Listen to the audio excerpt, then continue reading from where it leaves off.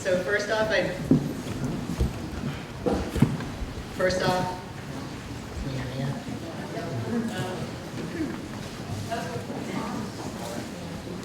I'd like to just have each of the panelists introduce themselves. So starting here with Bill.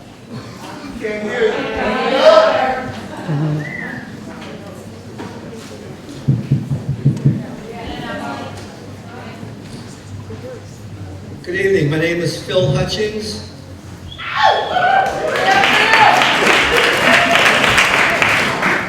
Good evening, my name is Alicia Garza.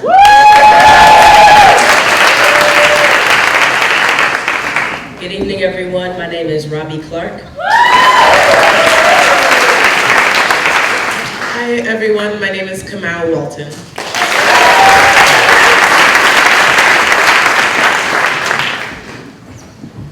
So Phil, we'd like to start with you this evening. You've been involved in many decades of racial justice organizing, including with SNCC in the civil rights movement. Can you say a little bit about the historical context for what's happening now and share some lessons from SNCC's organizing you think are relevant to this current moment? Well, the first thing I want to say, I'm looking out at the audience, and I want to use a much overused word, but this is awesome.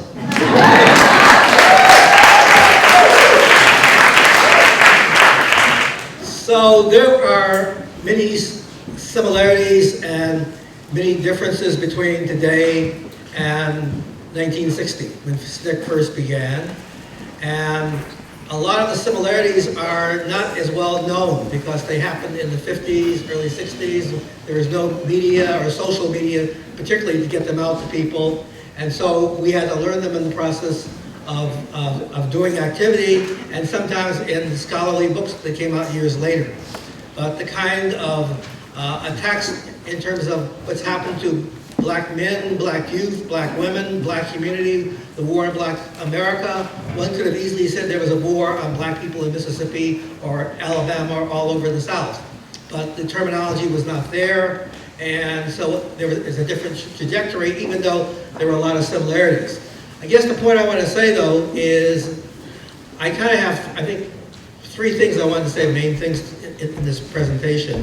The first one is that SNCC began very quickly with coming out of the sit-in movements in 1960, mostly on college campuses in university towns, mostly black-led, black college students. We had white college students who did join in, particularly in places like North Carolina. And there was a tremendous amount of nonstop activity, very similar to what's been happening today. We got together in early 1960 and we decided we needed a coordinating committee to actually make some sense or some coordination of all the activity that was happening around the country, or at least around the South, and which became the coordinating part of our name. But to show what we were thinking at the time, the first name of our organization was the Temporary Student Nonviolent Coordinating Committee. And in about 3 or 4 months, we realized that name obviously was inadequate, and the temporary, as you probably have guessed, got dropped. And we became SNCC, the Student Nonviolent Coordinating Committee. And there was a kind of constant, and I guess because there's not a lot of time, the first point I want to mention here is that there was a point somewhere around 61 and 62 where we had to pause, take our breath, and say, what are we doing? And what's the next step? And there was a debate in the organization between the direct action demonstrations and the need for voting rights. And as people who've read any of the history or seen Eyes on the Prize know, we decided to do voting rights. And I guess the important thing I want to say here is what was the criteria for making that decision? And there were basically two things. The first one is, what was our goal? And the goal was basically to end the power of Jim Crow segregation in the South. And we realized that had to go through a political process, and changing laws, challenging laws, and basically realized that there had to be new policies, and therefore we had to go into the political arena. The second part was the question of who are we responsible to? And the answer to that for SNCC, and I think every movement has to make that decision, both those points, is we decided it was the grassroots poor black people in Mississippi, Alabama, Arkansas, North Carolina, and so on. That was our base, that was our constituency, and what they wanted to do was what we were going to do. And so there were some people in the organization who felt we got more media through doing the demonstrations and the freedom rides. But the people in Mississippi said, we want political power. We want the right to vote. We want the right to be able to change our so-called officials who we had no role in electing, and we wanted to deal with the humiliation of being U.S. citizens who every time we try to go vote, we get rejected. So that's what the Southern Freedom Movement was all about. And that was the two criteria that we made our decisions on. And I think that's important because, I mean, as somebody who was supportive of Occupy Oakland, for example, I'm not sure I felt that Occupy Oakland made those decisions. They had a sense of their goal, but I think they didn't have a real sense collectively of who they were accountable to. And it's not an easy question to answer, and that's why I raised it at the very beginning. And I used the example of SNCC, not because that has to be, what we came up with has to be the be-in, end-all for every other organization or movement. But basically, those are two key questions that every group, every organization, every movement has to confront and answer in some ways to allow themselves to build, have accountability, and begin to build a base. The second point I want to say, and I'm very excited in certain ways, plus it's somewhat more, is there has been a passing of the guard in the black liberation movement. And even though we have those old fossils and dinosaurs, like Al Sharpton and the NAACP and so on, who march out there and parade and do things, is that the basis of a new leadership is being formed as we speak. I personally became more aware of this a few weeks ago, maybe a couple months ago, over at Soul Sides here in Oakland when Alicia people gave a report on their trip out to Ferguson. And it wasn't just that they went to Ferguson to show solidarity. It was more about how they were going to show solidarity, what they were trying to build, how they were trying to bond with the local leaders and put the local leaders in the spotlight, in the headlights for who was basically in control, but also how to make this other Fergusons around the country and to develop the infrastructure to take this movement to a bigger scale. And I said, wow, now that hasn't happened before in recent times. And so I said, we're looking at the future leadership of the black movement, even though there will be some more familiar names and old names who will still be around for a long time. This is it. And then we saw it yesterday in Washington, where basically young people from Ferguson demanded and got the right to speak on the dais.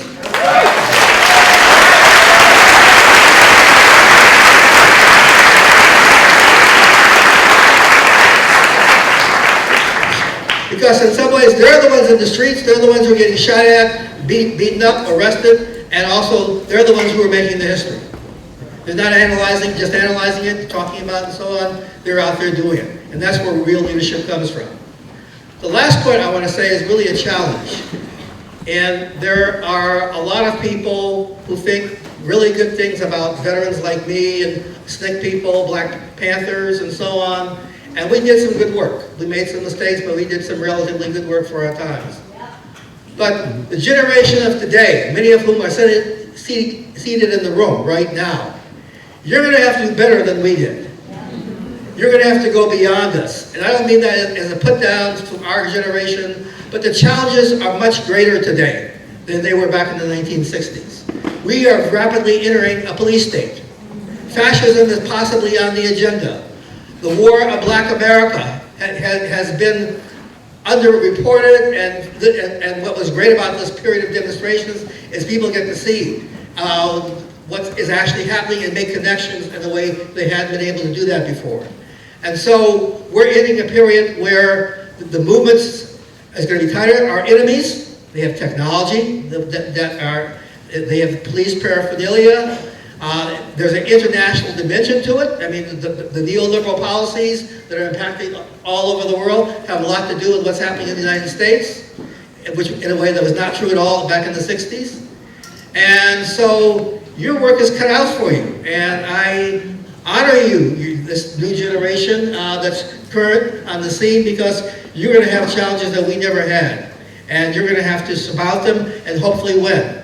And like our Native American brothers and sisters say, you're going to have a long reach because not only are you standing on our shoulders, but you have to look generations down, maybe 5, 6, the Native Americans do 7 generations, and say, whose shoulders will they be standing on?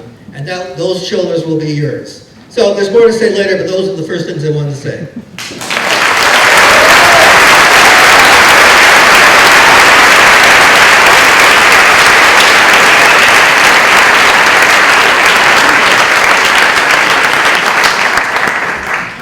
Good evening. Let's try again. Good evening. I'm really excited to be here. It was overwhelming to be running up to the door at 5 o'clock and to see a line of people out the door and down the block. Thank you for taking the time.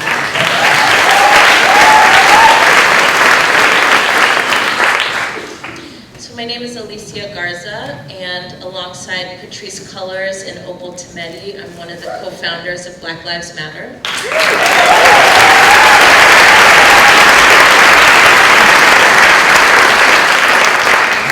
And I'm also the Special Projects Director for the National Domestic Workers Alliance. All right, I'm going to time myself because I can talk. So I wanted to start off just talking a little bit about the context and history of Black Lives Matter. Many of you may have seen it in recent months, really all over the world now, which is incredibly humbling and, again, overwhelming. But Black Lives Matter was a project that was started in 2013 after George Zimmerman was acquitted of the murder of Trayvon Martin. And what we were seeing, right, was one of the newest, most public instances of how policing operates in Black communities. And what we were also seeing was a real manifestation of how Black lives do not matter in this country. And we started this project, right, not as a call to folks who aren't clear that Black lives don't matter. We started this call as a call to Black folks. Because what we were seeing after George Zimmerman was acquitted was a lot of resignation. We were seeing people saying things like, we knew that a white person, and he wasn't white, but a white person was never going to be convicted of the murder of a Black child. And why are people surprised? And we said, that's not okay. Anytime a life is taken, we should be angered. We should be anguished. And we should also stand together to make sure that not one more life is stolen. And so for us, when we say Black Lives Matter, it was a way for us to rehumanize Black people in a world that has targeted us for destruction. When we say Black Lives Matter, we also want to include more people in the conversation. So there's been a lot of talk, an important talk, about Black men and boys and men of color.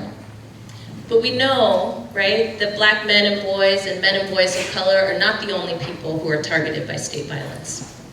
And we need to understand that the struggle that we're in right now is bigger than police violence.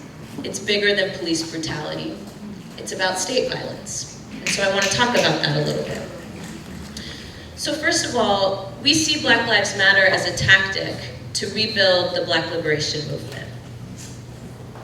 We see Black Lives Matter as a platform through which Black people and our allies can come together to collaborate and conspire and strategize around how all of us are going to get free.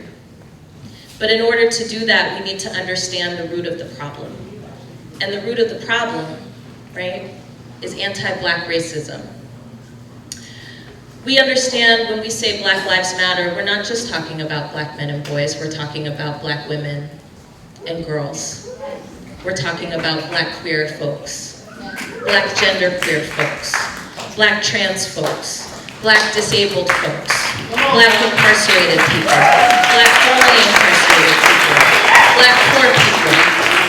We're talking about all Black lives. And if we're going to rebuild a Black liberation movement, it must be in the image of who Black people are.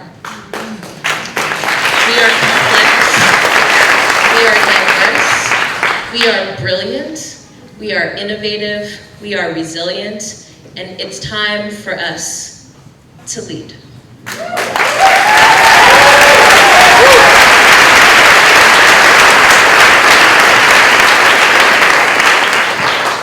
I also want to say that I've seen a lot of dialogue, and I'm going to talk a little bit about why we don't say all lives matter. But I've seen a lot of dialogue about the impact of social media, and I want to say that social media is a vehicle, but it is not the only thing that we use. It's a way to connect us, but we believe very deeply in the power of relationships, real-time relationships. I saw an article recently that described us as social media activists, and I said, oh, that's interesting. And with all due respect, I beg to differ. Patrice, Opal, and myself are organizers, and we have been organizers for many years.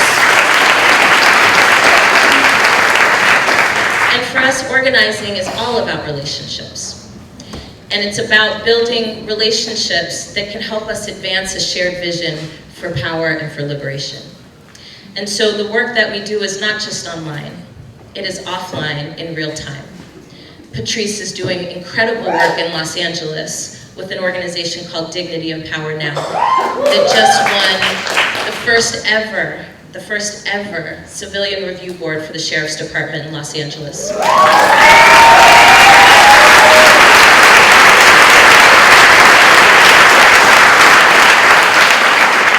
Opal Tometi is the executive director of the Black Alliance for Just Immigration, who's visibilizing Black immigrants in a country that keeps us in the shadows. There's 500,000 Black immigrants in this country who are targeted, not just for deportation, but also many different forms of state violence, because when you are Black and immigrant in this country, you are still Black.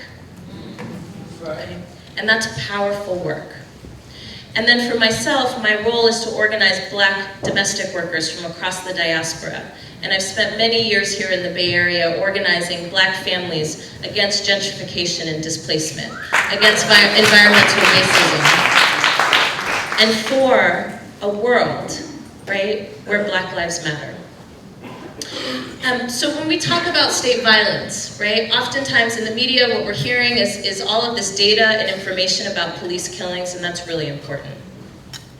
But what's also state violence is people in Detroit having their water privatized. What's also state violence is Black women and girls being used as negotiating chips during times of war. What is also state violence are Black trans people being thrown away like garbage and murdered. That happens here in Oakland. It happens all over this country. And there have been several, dozens of instances of murders of Black trans people, and they haven't made the news. So we challenge each of you and each of us, we challenge ourselves to broaden out our understanding of state-sanctioned violence, to really understand a project that targets Black communities for elimination and destruction. And that is a project that was begun, right, on the heels of the Black freedom movement that flourished here in this country. That is an ongoing project, that is not over. So I want to talk a little bit about why there's been a debate, right, about why we don't say all lives matter. And first I want to say, because I see some of y'all shifting, like, look, I told you, all lives matter. It's true. It's true. I'm on record. All lives matter. Okay? We're all human beings. We all bleed red. And now that we've gotten that out of the way,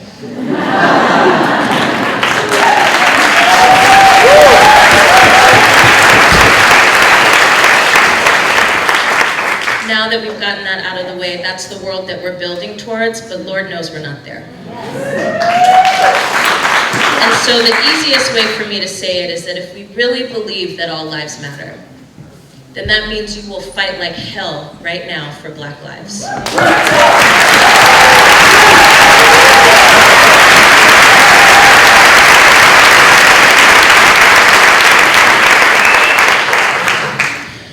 I close, I want to say a little bit more about why this has taken off across the world. And it's really powerful.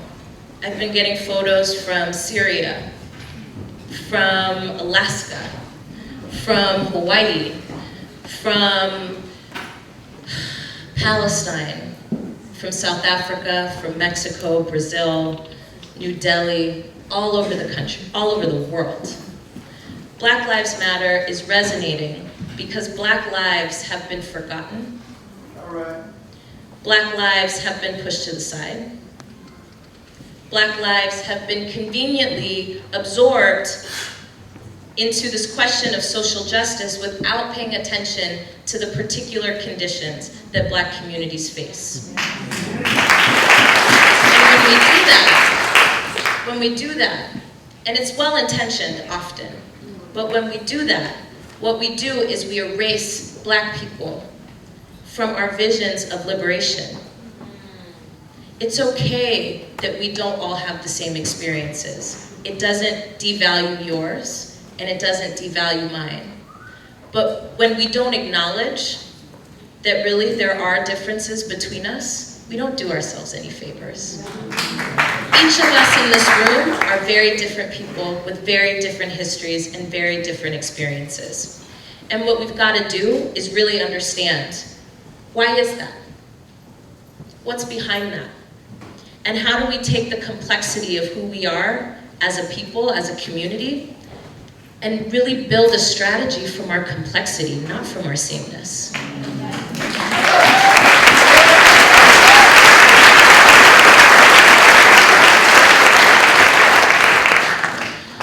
So yes, it is our job to advance what our ancestors and our elders so graciously and so courageously and so boldly fought for in our name. And our next step, right, and this is our challenge to you, is to continue to defect from a system that does not value our lives.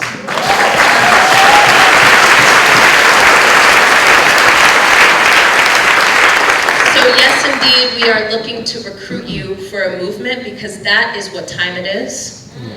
People want to now have a conversation about what's next after Ferguson, and I would challenge that and say, no, no, no, what's about right now?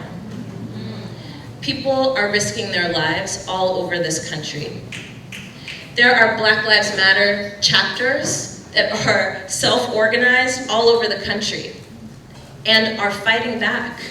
And it's our job and your job to make sure that we have support to be able to do that. It's our job and your job to make sure that we continue to build support for a liberation movement that is growing in this country. It's our job and your job to make sure that we don't have narrow conversations about tactics and approach. There's room for everything. But what we need to make sure that we're doing is having a level of accountability to each other.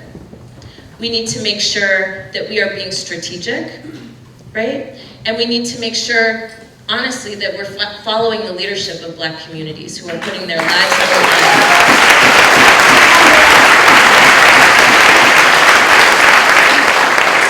to fight for our collective liberation. So I think that's it. I'll close there. Thank you.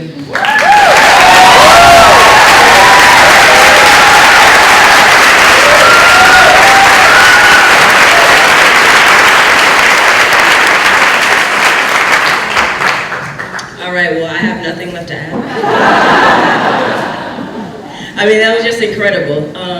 Both Phil and Alicia, thank you very much. So my name is Robbie Clark. I work with an organization called Causa, Justa, Just Cause.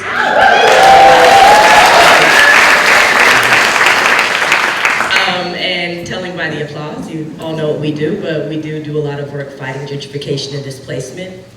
And more recently, I have been part of organizations under the Black Lives Matter banner, one of which being Blackout, the Blackout Collective.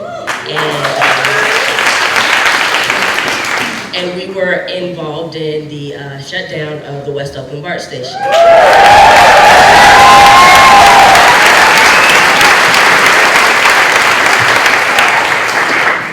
And I wanted to talk about the significance of that action and really talk about the significance of really thinking about and expanding on this idea of state violence and really getting into systemically the ways that state violence and the ways that through our institutions and through our government, through our laws, the ways that those policies are policies that are against the survival of Black people. The Blackout Collective, again, is really significant because it's really about strategic direct action to interrupt business as usual. And the way that business as usual happens in cities across the nation is gentrification. That is that is the term that encapsulates all of the ways that business as usual take place. And the significance of talking about gentrification at this moment, especially in relationship to Ferguson, is that as we all know, we're in the Bay Area.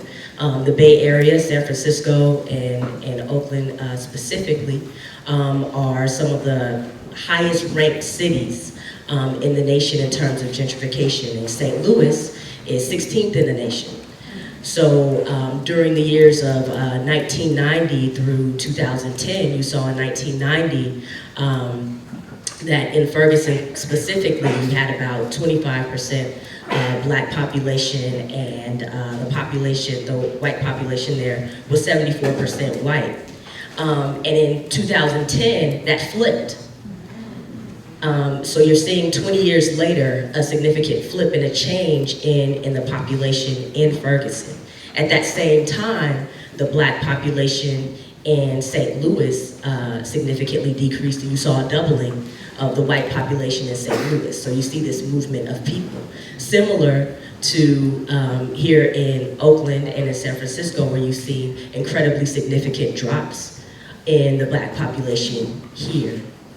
And it really begs the question of what is it that is happening and that caused that type of drop to happen? How did we get to the point through state policy? How did we get to that point that created that condition and that created those conditions here in Oakland as well?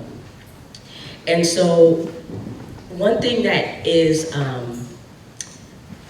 really disheartening, I guess, in a lot of ways, is that looking at gentrification and looking at policies, there's a similar formula pretty much that's exercised in pretty much each and every city, guided again by this neoliberal ideology towards privatization, towards a decrease in state accountability and an increase in the state relying on the private sector to provide for people's basic needs, right? So we just saw recently, the $93 billion that was cut from WIC. That's a form of state violence as well, right?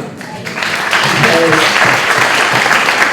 when you have an economy and you have an economy where wages have been stagnant or decreasing over the years, and you set up a quote-unquote social safety net for those who don't have economic access, and you continue to cut that safety net, then what you're saying is, I want to cut you off from the needs that you have, your basic needs. And so that's basically saying, I don't want you to survive.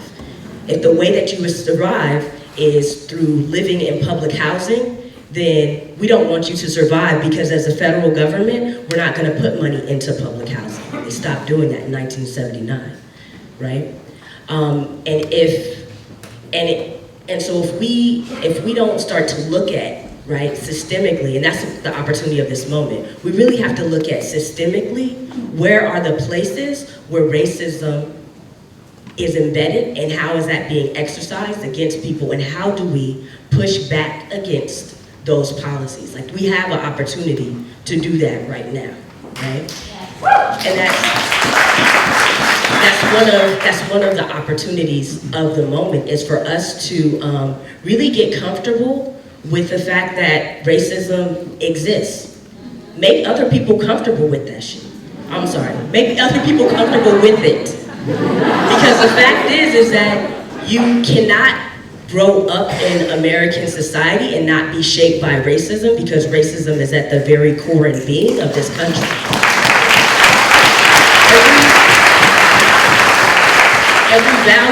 Every value that is held, every institution that has been set up with that in mind.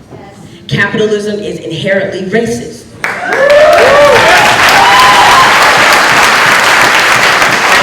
And in some ways, I feel like I'm stating the obvious, but I think that these obvious things are the things that we need people to be talking to folks about when people want to say, oh, it's a post-racial society, right?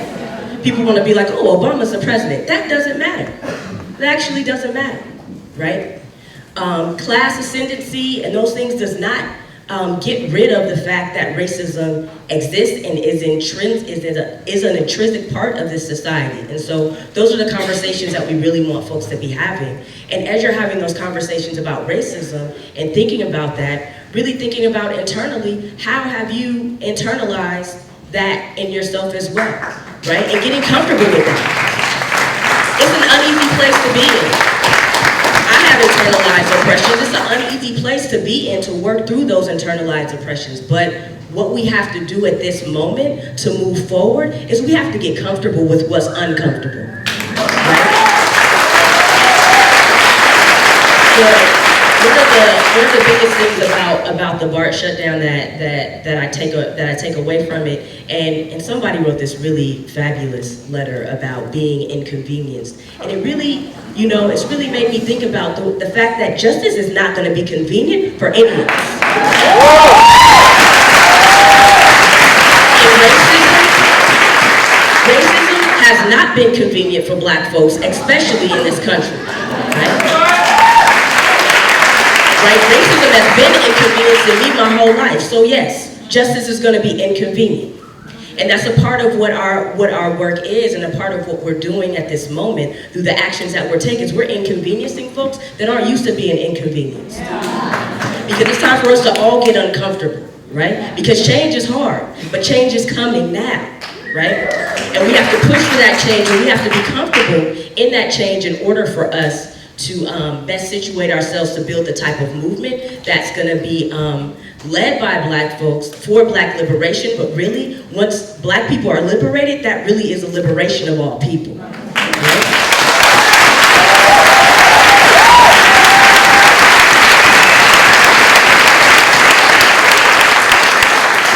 So I think just to kind of bring it back to what I was saying about gentrification and some of the kind of like specific, kind of policy pieces. I think that, one of the things that we look at in looking at gentrification is really looking at where is public money going, right? And so I talked a little bit about the cuts to WIC, and if you look at Oakland, for example, we have a budget where 2/3 of that budget goes towards police spending.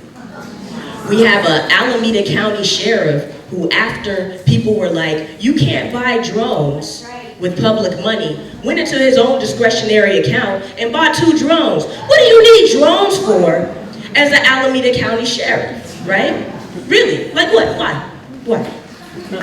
For what reason, right?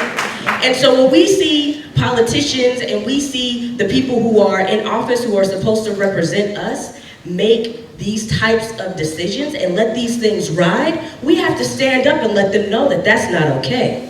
The same way that we're gonna call them and complain when somebody's, whatever we complain about. Somebody might complain about illegal dumping, or somebody might be mad about, a pothole. You might call the city 50 times for a pothole. Call the city 50 times to tell them that they need to stop spending so much money on the police, right?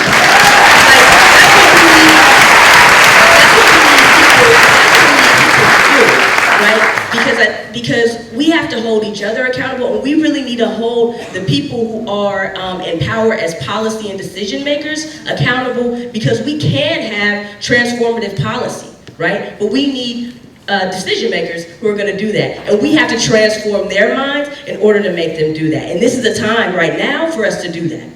Like right now is the time for us to do that and to make those demands on the system right now. And so I think that, and I didn't start my timer on time. So I think that I'm probably, at the end of my time, but one of the things that I really wanted to say was that there's this rapper out of St. Louis. His name is Tef Poe, and he wrote this song called War Cry. You should check that out, download it, and share it with your friends. It's really good. And it's named as a diss tape to the governor, Jay Nixon. But in it, he says that Ferguson is Obama's Katrina. And I want us to sit with that because as we're coming up on the kind of 10 years since Hurricane Katrina happened in this country, I really want us to be thinking about how the state responds, right? And how the state responds to Black people, right? When Black people are in emergency, right? And I want us to be thinking about how can we shift what that response looks like, right? And to just chew on that for a minute. But want to end there and thank all of you for being here. Thank everybody on this panel. Much love.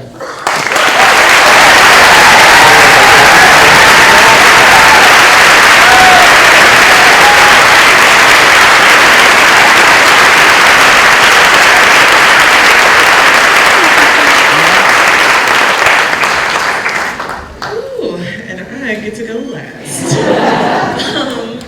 So yes, again, my name is Kamau Walton. In my paid work, I do job readiness training for high school students, but I'm not going to say where because I think my boss is here. The political work that I do, I've been thrown down with critical resistance for about 4.5 years. I've been a part of the work with Stop the Injunctions Coalition, with the Prisoner Hunger Strike Solidarity Coalition, and also, let's see, oh God, so many things. And also in recent months, been thrown down with a wide variety of Black folks here in Oakland, including some of these amazing individuals. And yes, so I'm up here to talk a little bit extra about the prison industrial complex, which I will refer to as the PIC to save time and syllables. So we have had conversations with folks that we share community with about how sometimes the alternatives or the demands that come out of these police killings are, community policing. More cops that look like us, more Black and brown police, stronger community and police relationships, which to me is like the only way I'm gonna have a strong relationship to a cop is if they quit their job.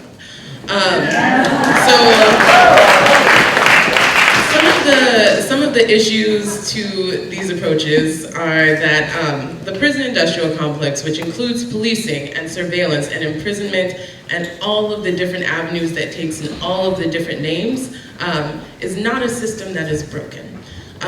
This is not something that can be tweaked or reformed in certain ways because it was built on the backs of Black people and other folks of color in order to serve a couple of different purposes. So policing right now, based on the state, is being held up, as well as the rest of the prison industrial complex, is being held up as a response to social, economic, and political problems. So if a young person doesn't have a place to go after school and they're posted up on the corner where they live with their cousins or their friends or their neighbors, then the response to that, instead of investing in community and providing safe spaces for youth, is to propose gang injunctions and youth curfews and loitering ordinances. And that is not actually what we need.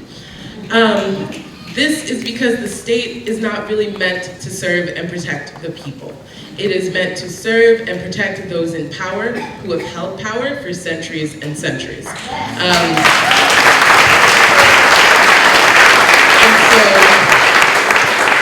And so the actual task of the police in particular is to eliminate social and political dissent, especially by those who make demands for self-determination and reorganization of power in the United States. And that looks like a lot of folks of color, a lot of queer and trans people, a lot of disenfranchised communities that know that power needs to be shifted in order for everybody to get free.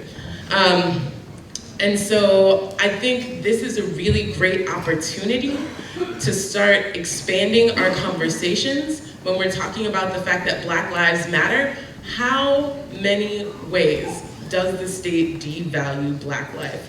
Whether it's through the education system, whether it is through the prison system, because we are talking about the loss of Black life on a physical life and death basis, but there are hundreds of thousands upon millions of Black people who have been dehumanized and straight up tortured in cages for decades. And those lives have shifted. Those lives have been devalued on a permanent level. Black, queer, and trans women are some of the most devalued individuals in this entire country. Those folks, in addition to being murdered on the street and no one even looking to see what could have possibly happened, those are the same folks that are going in and out of the system, not being able to have access to as many resources as every human being deserves. And that is an important thing to look at. That is an important reason to expand the scope of Black life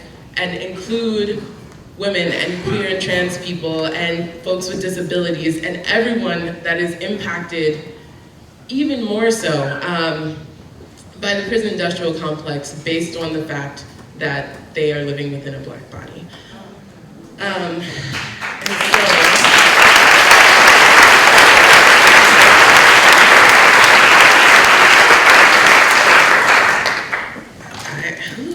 Lord, I am getting so heated right now. It has been a very long and intense and powerful last few weeks, and so I'm carrying all of that with me in this moment. So there have also been lots of conversations with Black folks and other folks of color in these last few weeks, taking all of these things into consideration, trying to weigh out the types of privileges that we do and don't have, the resources that we do and don't have access to, and lots of conversations with white folks about, what can I do? In addition to throwing down with critical resistance and Black folks shutting down West Oakland BART, I was also a part of this this crew that hadn't had an action called Black Brunch.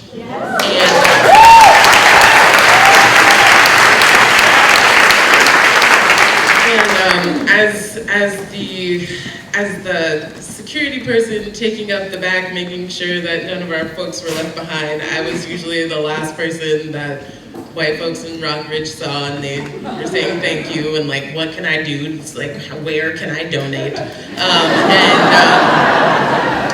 And asked me what my story was, and I was like, actually, I don't have time to give you my story, and I don't owe you my story, and maybe you need to figure out what your story is. In thinking about that, and I'm not sure where the slogans came from, there have been a couple of different conversations that have come up. So one is with the slogan that silence is violence, which is definitely true. White people need to continue to have conversations around where their privilege and where their place is in the larger scheme of things and the amount of power and skills and resources that are held in order to leverage the work of people of color and Black folks in particular. But I think it needs to be pushed from conversation to action. And I think what has come up in the last few days is just the idea that complacency is consent. And in thinking about how to go beyond our comfort zones, how to get uncomfortable, I think, lots of times people can have conversations and say, oh, I talked about it, so I'm not being violent. But actually, I am concretely looking for some white folks who are throwing down and putting their bodies on the line as much as every single Black person is stepping outside of their house every single day.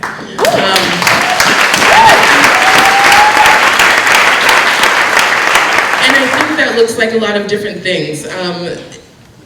organizing is not one particular way, but I think it requires a serious conversation on what skills, resources, and privilege are held that can be propelling the work of Black people.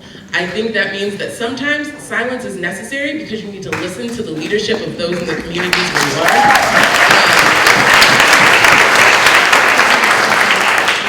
I think it's important to acknowledge that we are in the Bay, and there are certainly groups of white folks, thanks to the Catalyst Project and the White Noise Collective, who have been having these conversations already about how white folks can be more accountable to people of color.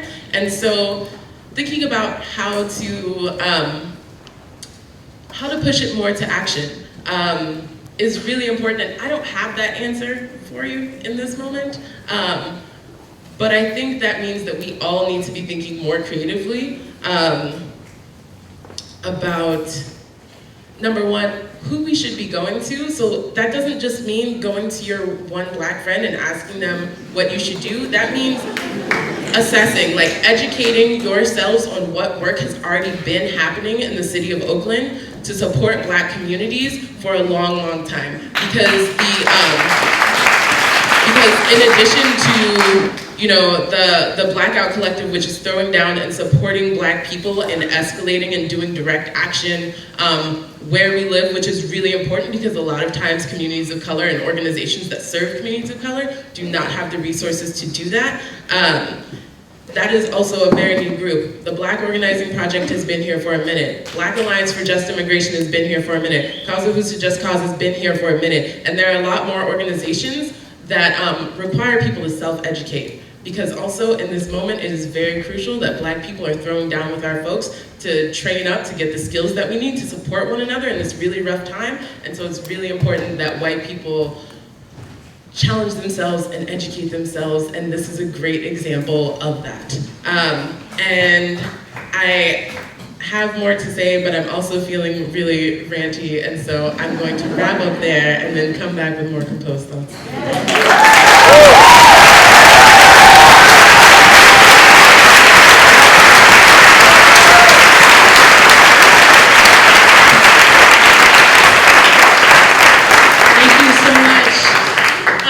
Here's some more love for our speakers.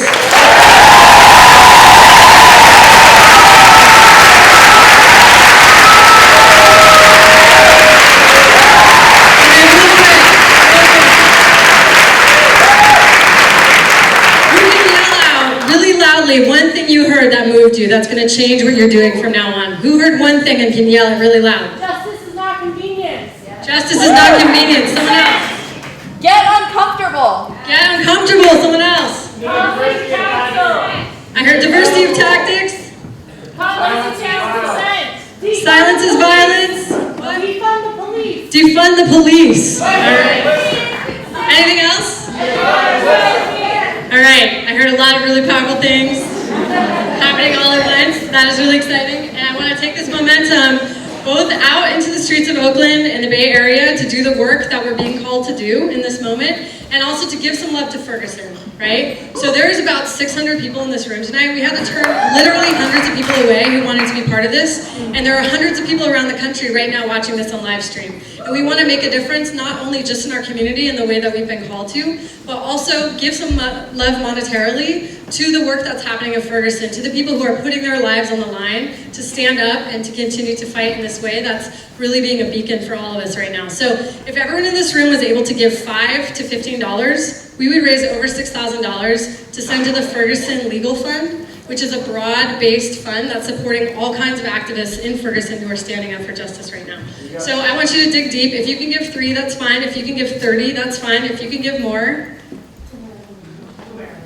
great. The transcriber said, slow down. What was that? So if everyone can, there's going to be people passing around boxes right now. All citizens right here, we're from Ferguson, the first protest.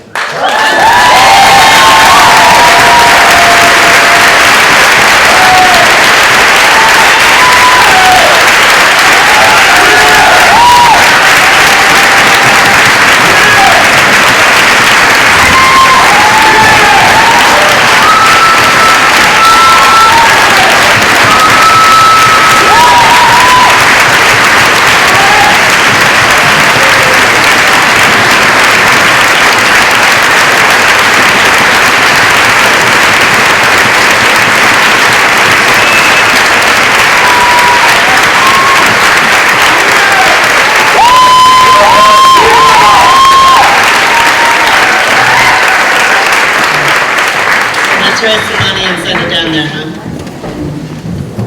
Great, so we want to turn it back up. Pardon me? Ferguson Legal Fund. And the link is going, for the live stream folks, the link is going in the notes. We're going to turn it back over to Isaac and our panelists for the Q&A. Isaac's going to talk a little bit about how we're doing that, but as these boxes are going around, you'll notice they're big. Let's fill them up. So the way that we're going to do Q&A is to take a couple of questions at a time and then have the panelists pick and choose what they want to answer. So I want to ask, in the service of having a good Q&A, that folks who tend to jump and be the first person to ask a question just pause for a second.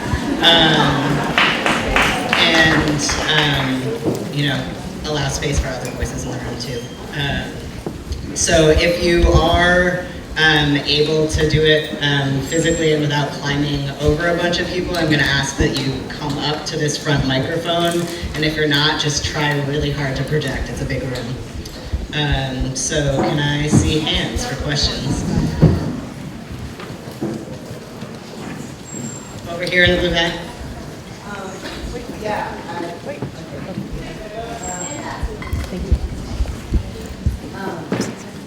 I'm curious if y'all choose our cultural experiences with the way that racism and gender violence can play out in the home, in our family, and the interpersonal and domestic relationships that we have in our intimate relationships, and how that's affected you with. Thank you. So that question was about if the panelists could speak to experiences with racism and gender violence in the home. Other questions? Here. Could you speak on the mic? I'd like somebody to speak to the role of class, specifically in terms of economics, related to the economics of racism.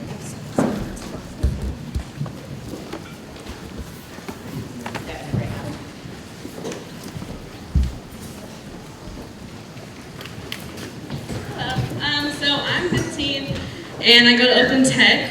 And my name is Camille, and I just want to know what I'm able to do as a young girl in Oakland, because I'm trying to make some change, and I need to know the steps that I can take as a youth, so I can spread the word with my friends and stuff. So, yeah. Question over here.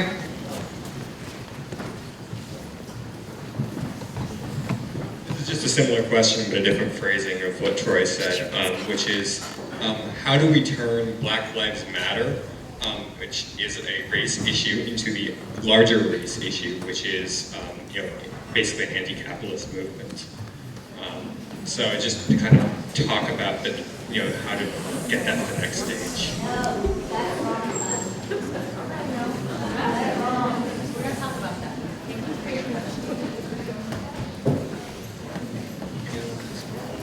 Take a first go at any of those questions.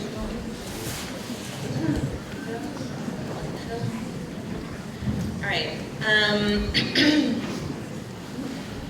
These are interesting questions. I want to address the class question. And I'm going to start, and this might not make you happy. But I'm going to start by saying that I think it's really important for people to sit inside of race. And I'm going to ask you to do that because, similarly to All Lives Matter, I think there's something that we do as social movement activists where we're trying to find our place. And that's okay. The reality is, yes, police violence disproportionately impacts poor and low-income people. But what's also true is that police violence disproportionately impacts Black people, and that is across the class spectrum.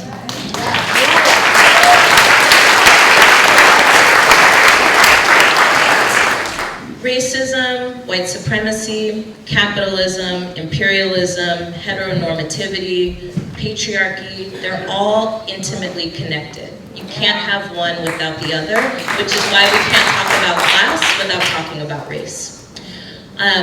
So I just want us to sit in that for a second. I also want to say that it's important for us to talk about class in as much as we are also talking about who needs to be in leadership. And so I don't want to dismiss this question, right? So I heard some folks being like, that's whack. And that's fine, because I had the same, feeling. But I also want to say that it is important for the folks who have been on the margins to really be in leadership. Because it really shows us a lot about what it is that we need, what kind of movement we need to build, what kind of strategies we need to adopt. But it also shows us a lot about who's not a part of this conversation. So I just want to say that. I'm going to save this question about gender-based violence in the home and intimate violence for later. Let's have a conversation. And then the young person who, hey. You're dope, by the way. Thank you for being here. And the question of what can you do, you're doing it. You're doing it. So I know there's a lot of young people who are doing walkouts, die-ins, teach-ins, talking with their families, talking with their community, and really lifting up your voice. So critical.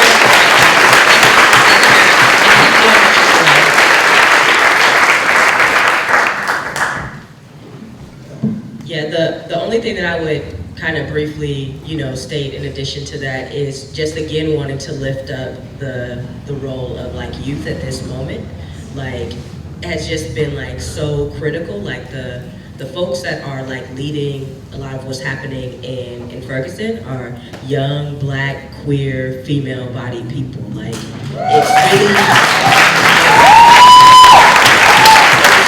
So I just wanted to lift that up in terms of the importance of the youth right now, and yes, do all of those things. Talk to people, continue to be out in the streets, continue to take direct action.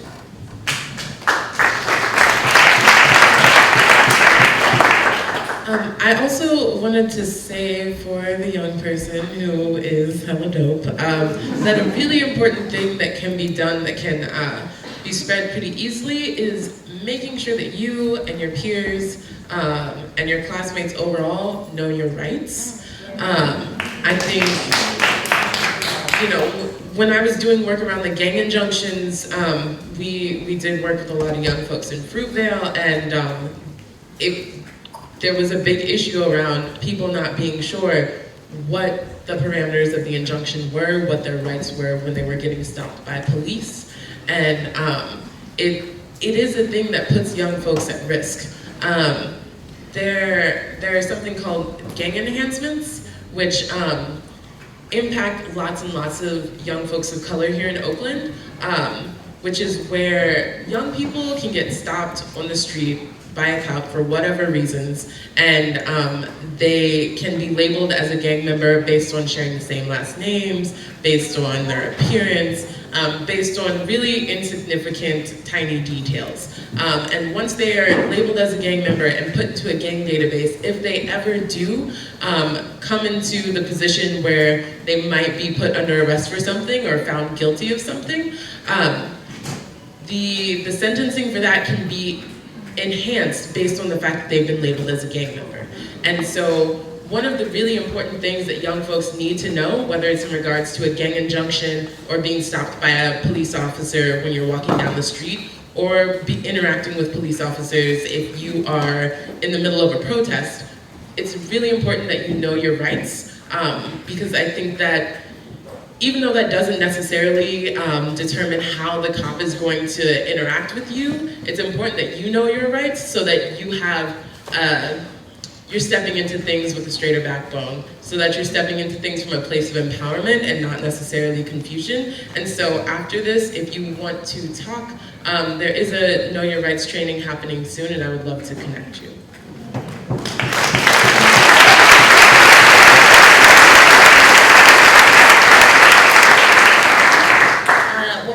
Quick thing for the awesome young person in the room. There is a National Day of Youth Action Against State-Sanctioned Violence on December 18th. Is Malachi in the house? Yeah. Come talk to this person right here. That's my booth.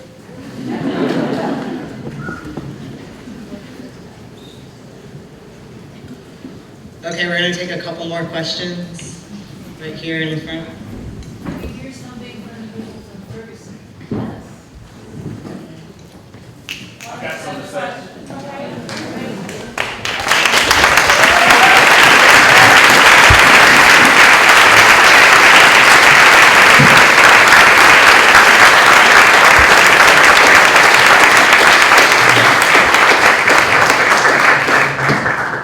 I just have something to clarify with the young lady who just came in. No, I'm talking the one that's 15. Hold on, hold the mic up.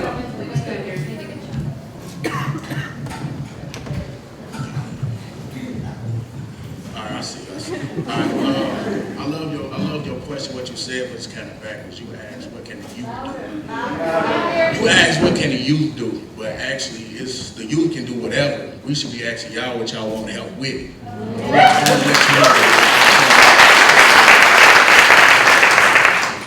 you know. And thanks for the applause, but can we just leave them at the end? You can do whatever you want to do. You know, you can go to school, you can get a team. I know people right now in St. Louis, Ferguson, Missouri, that's in high school. They fight like feminist cases or whatever about dress code. You can do whatever you want. This is your time. This is the youth generation. This is their time. We had our time. I'm actually coming out. I've been out in Ferguson since August 9th. We all been out in Ferguson since August 9th. So it's not just about the black women. It's black women that's leading the movement, black men leading the movement, white, it's whatever. We all came together because we never thought that our city would have a tragedy like it did. And it stunned us. And our first reaction was to just move.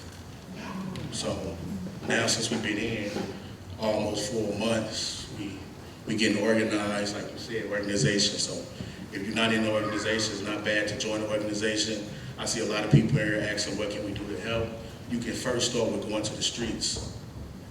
First, go to where it started. If you really want to help, get down on the ground. Once you get on the ground, it'll be so many things you can join. So that's one thing. I got questions. Anybody got questions? I got answers.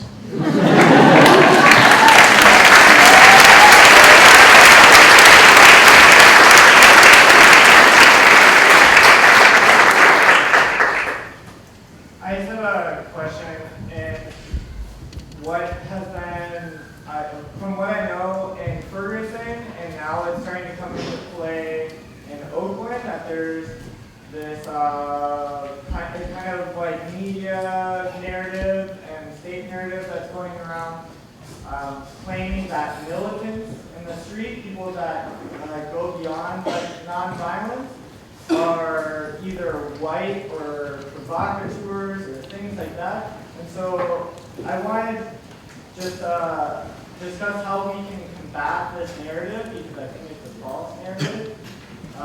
Though like white militants do need to step back and not advocate beyond like the comfort levels of people, but also just talk about diversity of tactics and time and space, and how can we keep our like uniting versus like polarizing between like non-violent and militant protesters.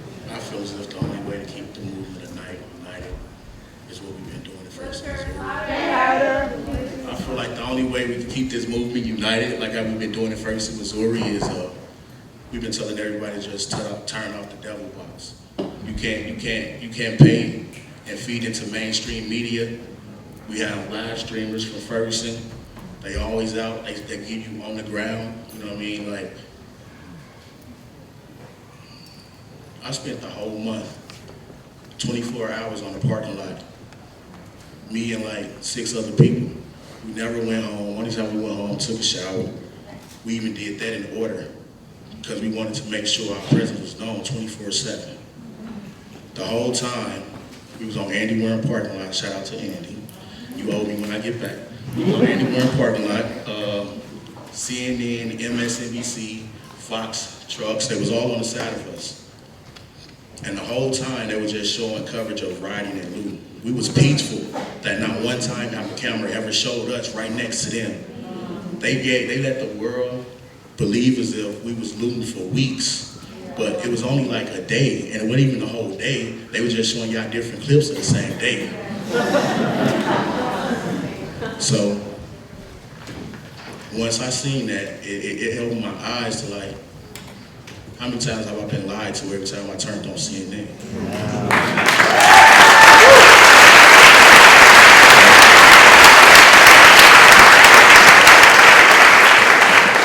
I feel as if it's like, a lot of people say Black lives has been forgotten in America. But I feel as if Black lives never mattered in America. If you look at the history of America, it's nothing different to what they're doing to us now. The only difference is no lives matter in America. So I feel as if like we all gotta come together no matter what color. Amen. Because once they get through with the genocide and the war on us, as Black men and women, who you think next? That's right. That's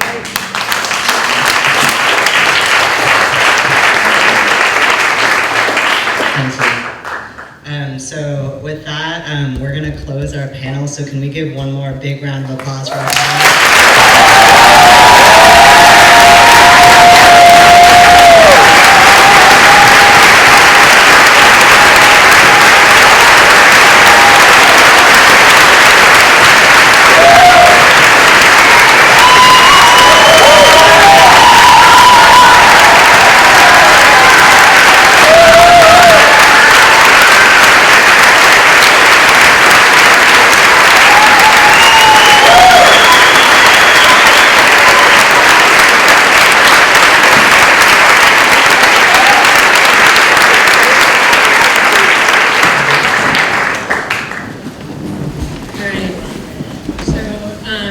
Y'all look like you're ready to be here for the rest of the night, which is amazing. We're going to take a short break. When we come back, there's going to be breakout groups, excuse me. Before I explain those, I just wanted to acknowledge that Jack from the Oscar Grant family is over here, and to appreciate him being in the room with us tonight.